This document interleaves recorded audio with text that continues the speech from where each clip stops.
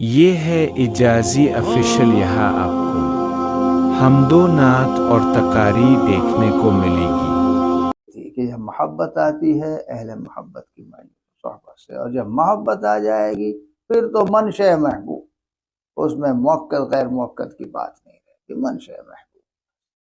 اور سنت تو بڑی چیز ہے، سنت بڑی چیز ہے۔ جب ہمارے حضرت شاہ فضل الرحمان صاحب گنج مراد آبادی نور اللہ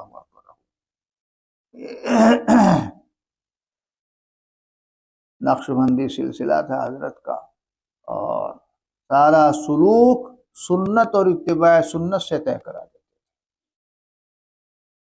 نہیں ہے کہ سنت کا قصہ ہر دوئی سے چلا۔ ارے بھائی حضرت خادم دین تھے، دیکھتے تھے کہ لوگوں کی توجہ سنت کی طرف سے کم ہوتی جا رہی ہے تو حضرت تذکیر فرماتے تھے، یاد دہانی فرماتے تھے، ترغیب کرتے تھے، بتاتے تھے۔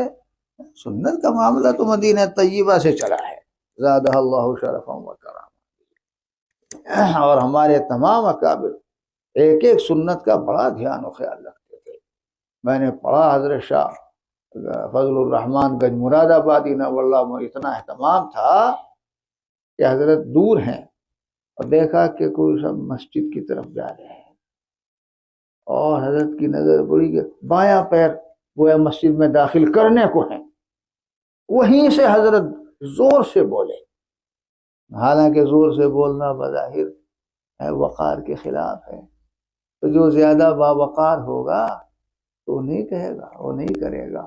ان حضرات کہنا اس وقار کی، یہ خیالی قسم کا جو وقار ہے رسمی، کوئی حقیقت و وقت نہیں ہوتی۔ اے بھائی دائیں پیر سے داخل ہونا سنت ہے، دائیں پیر سے داخل ہونا سنت ہے۔ دور سے حضرت نے فوراً ان کو متنبہ کیا۔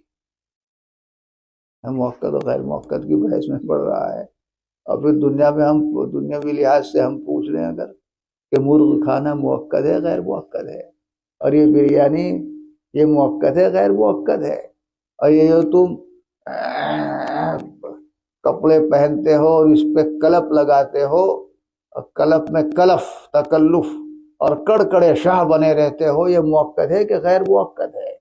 پہننے میں، رہنے میں، کھانے میں، برتنے میں اتنی عمدہ چیزیں، بھائی ضرورت کا درجہ تو اس سے پہلے پورا ہو جاتا ہے، یہ تو آگے پھر تبرع کا، حسن کا، خوبصورتی کا، جمال کا، اور کیا نام دو گے اسے، وہی تو درجات ہے۔